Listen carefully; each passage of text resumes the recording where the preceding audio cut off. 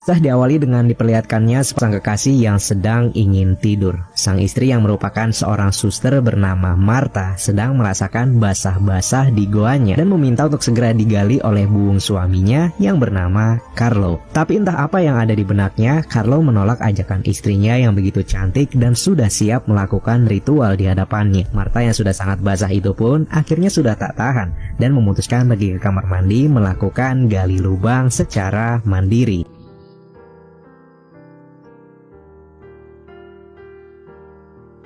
Esok hari tiba. Di hari itu mereka akan pergi ke rumah orang tua Martha. Namun di sela-sela itu Martha menunjukkan wajah sedihnya. Ia mempertanyakan mengapa belakangan ini sikap suaminya begitu berbeda. Jangankan untuk adu gesek, bahkan tak ada lagi manjaan, kasih sayang ataupun perlakuan spesial dari Carlo. Bukannya menyadari kesalahannya, Carlo yang hatinya benar-benar sudah mati malah memarahi balik istrinya dan memintanya untuk tidak banyak tanya. Pupunta tayo kay Dr. Yulo. Ipag-cooperate ka para gumaling ka na. Narinig mo na namang umiiyak si Jennifer. Tak lama kemudian, sampailah mereka di rumah orang tua Martha. Martha masuk ke dalam, tetapi Carlo sudah seperti tak peduli dan menunggu di luar. Kedatangan Martha kali ini adalah untuk melihat bagaimana kondisi ibunya. Sayangnya, sang ibu tak mengenal sosok wanita di hadapannya. Hal itu dikarenakan sang ibu mengalami gangguan mental akibat depresi atas adik Martha, yang sampai saat ini tidak diketahui keberadaannya dan tak pernah kembali. Martha? Sinong Martha? Ibunya yang lupa akan sosok Martha, ayahnya yang sudah meninggal, adiknya yang tidak diketahui keberadaannya, dan suaminya yang benar-benar tak mencintainya lagi, kini benar-benar membuat Martha hidup segan mati tak mau. Ia hidup, tapi tak ada tempat baginya untuk mencurahkan apa yang ia rasakan. Martha pergi ke halaman depan dan memergoki suaminya sedang berselingkuh melalui telepon dengan wanita lain. Tapi Martha yang sudah tak diinginkan oleh siapapun memutuskan untuk diam 1000 bahasa. Hintayin mo ako. Carlo, let's go. Mereka pun pulang dari rumah orang tua Martha. Di sepanjang perjalanan, Martha terus berpikir apakah ia harus menanyakan tentang wanita selingkuhan yang ditelepon suaminya tadi. Tapi akhirnya ia menanyakan sosok wanita itu pada Carlo. Siapa wanita yang kau telepon tadi? Tentu saja Carlo berbohong dengan mengatakan kalau wanita itu hanyalah partner di tempatnya bekerja. Martha tak begitu saja percaya omongan lelaki. Ia marah dengan mengatakan apakah partner kerja harus saling menggoda satu sama lain di telepon. Carlo tak begitu serius dan sungguh meremehkan istrinya itu dengan memberikan sikap dingin. Sehingga Martha yang sedang marah kini benar-benar berada di puncak amarahnya dan membuat mereka berdua mengalami kecelakaan. Ano ba?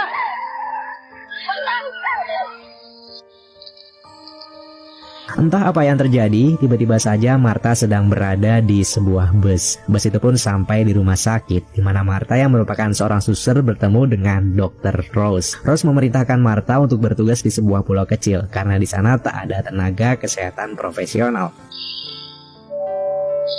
Ibigay mo to kay Dr. Emmanuel. Sige po, Doc. Makakaasa po. Singkat cerita, Martha yang menerima misi kemanusiaan itu langsung pergi ke dermaga dengan menaiki bentor atau becak motor. Ia menghampiri perahu-perahu di sana dan meminta sang pemilik perahu untuk mengantarkannya ke pulau kecil tempat di mana ia akan ditugaskan. Namun, tak ada satupun pemilik perahu yang ingin mengantarkan Martha. Menurut mereka, pulau kecil yang Martha akan tuju adalah pulau yang aneh. Manong, Hindi na kami naglalayag dun, ma'am. Wala pong naglalayag dun. Hingga akhirnya muncullah seorang pemuda baik hati, sebut saja Roy, yang bersedia mengantarkan Martha. Setelah menempuh perjalanan yang cukup jauh, Martha sampai di pulau itu. Ia disambut oleh seorang wanita berpakaian serba hitam, di mana Martha sedikit kaget karena wanita itu sangat mirip dengan adiknya yang hilang. Tapi pulau ini benar-benar menunjukkan keanehannya, seakan setiap laki-laki yang datang ke pulau itu akan langsung diberikan hadiah adu gesek dengan wanita cantik yang ada di sana. Wanita berpakaian serba hitam langsung mengajak Roy untuk beradu gesek.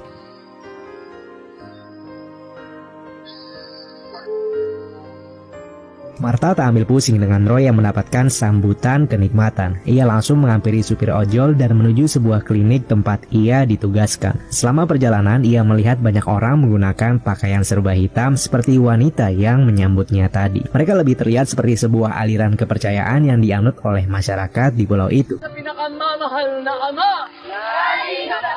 Alay sa pinakamamahal. Sampailah Marta di klinik tempat ia akan bertugas. Ia disambut oleh seorang perawat bernama Tess. Tess tahu dari Dr. Rose kalau Marta akan datang dan membantu tenaga kesehatan di pulau ini. Sedang asik berkenalan, mereka disibukkan dengan kedatangan seorang ibu hamil yang akan segera melahirkan. Inilah tugas pertama Marta di pulau ini. Ia langsung membantu proses kelahiran anak dari si ibu. Namun yang membuat Marta kebingungan adalah si ibu sangat berteriak kesakitan. Padahal dari pengalamannya, belum pernah ada ibu yang akan segera melahirkan seperti ini. Handa ka na? Handa ka na? Ternyata itu adalah sebuah mimpi buruk yang dialami oleh Marta di malam pertama ia sampai ke pulau aneh ini. Marta bangun dengan rasa takut dan ia akan pergi ke kamar mandi untuk buang air kecil. Tetapi alangkah terkejutnya ia ketika melihat Tess sedang enak-enak bersama seorang pria. Hal itu pun lantas memicu ingatannya ketika dahulu pernah memergoki sang suami enak-enak bersama wanita lain. Di pagi harinya Marta berpamitan kepada Tess untuk keliling ke rumah warga memberikan pengobatan. Ia juga sempat menceritakan tentang mimpi mengerikannya semalam. Namun mimpi itu seakan sangat nyata karena pada leher Tess terdapat bekas gigitan ular persis seperti di dalam mimpinya. Keadaan semakin terasa aneh dan membuat bulu kuduk merinding. Ketika Marta berjalan kaki untuk menuju rumah warga, ia melihat para anggota sekte sedang berkumpul. Sang pemimpin sekte mengobati pasien yang kalau dilihat-lihat pasien itu masih duduk di bangku SMA. Gadis SMA yang awalnya buta seketika sembuh dari penyakitnya dan langsung bertukar jigong dengan penuh kemantapan.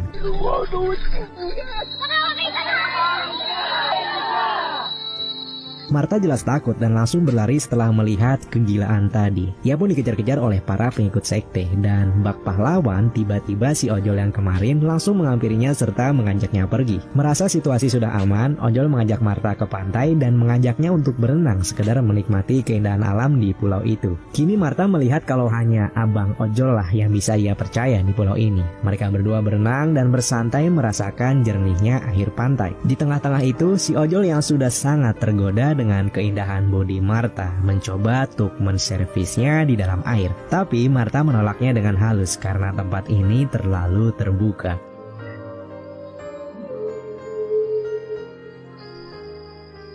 Setelah puas berenang, Marta lanjut berkeliling memeriksa kondisi para warga di sana. Sampailah ia di sebuah rumah, di mana ada seorang ibu yang akan segera melahirkan. Ia membantu proses persalinan sang ibu dan sangat benar sekali kalau pulau ini adalah pulau terkutuk, karena ibu itu melahirkan seekor anak kambing.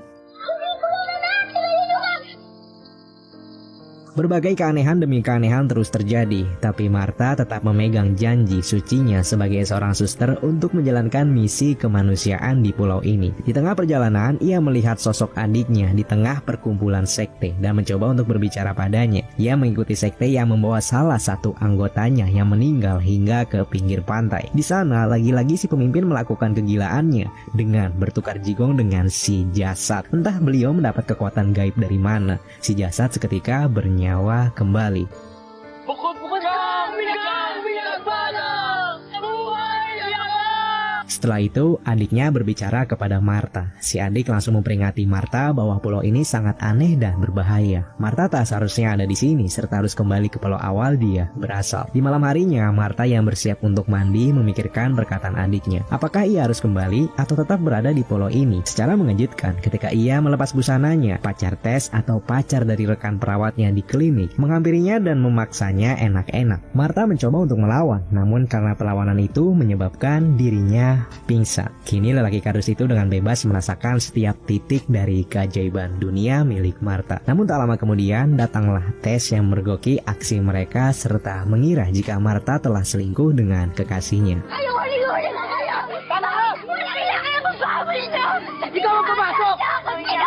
Marta diusir dari tempat tinggalnya sekarang dan si abang ojol datang untuk menenangkan Marta. Di keesokan harinya, Marta memutuskan untuk kembali ke pulau asalnya diantar bersama si ojol. Ia pergi ke rumah sakit untuk menemui Dr. Rose. Namun sungguh aneh, salah satu perawat di sana memberitahu jika Dr. Rose sudah meninggal setahun yang lalu. Padahal baru beberapa hari saja Marta berada di pulau dan bertemu Dr. Rose sebelum berangkat ke pulau. Semakin yakin kalau pulau itu bermasalah, ia bersama ojol kembali ke sana untuk menyelidiki rahasia besar di baliknya. Sekarang Marta akan tinggal di rumah pacar barunya, si Abang Ojol. Sesampainya di sana, karena sudah lama tak berbagi kasih, ia bersama Abang Ojol melakukan pengenstuian duniawi. Tentu inilah yang diinginkan oleh si Ojol sedari awal.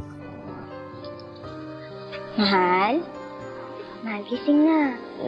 Marta memantapkan hatinya dan memilih si Ojol untuk menjadi suaminya. Beberapa bulan kemudian, Marta sedang mengandung calon bayi dan membangunkan si Ojol yang sudah menjadi suaminya untuk pergi melaut. Ia mengantarkannya ke pantai dan melihat suaminya melaut bersama rekan-rekannya. Lalu adik Marta datang. Ia kembali mengingatkan seakan ada sesuatu yang berbahaya di pulau ini dan meminta sang kakak untuk pergi dari sini. Tibalah hari di mana Marta akan melahirkan.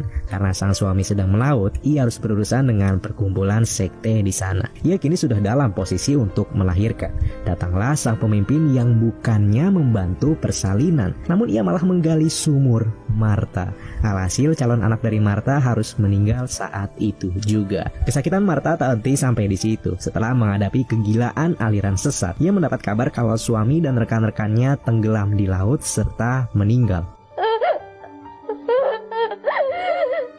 Setelah benar-benar merasakan seluruh kengerian di pulau ini dan tak mengindahkan perkataan adiknya, ia menemui adiknya dan berkata kalau ia akan pulang. Tetapi sang adik memberitahu itu semua sudah terlambat. Marta tak bisa kembali sebab dahulu ialah yang menginginkan untuk berada di pulau ini. Kemudian kita diperlihatkan apa yang sebenarnya terjadi. Ternyata setelah kecelakaan mobil bersama suaminya, Carlos, Marta mengalami koma di rumah sakit. Seluruh cerita tadi adalah dunia di bawah kesadaran Marta. Lalu Marta yang tak dapat kembali menggambarkan kalau ia harus meninggal.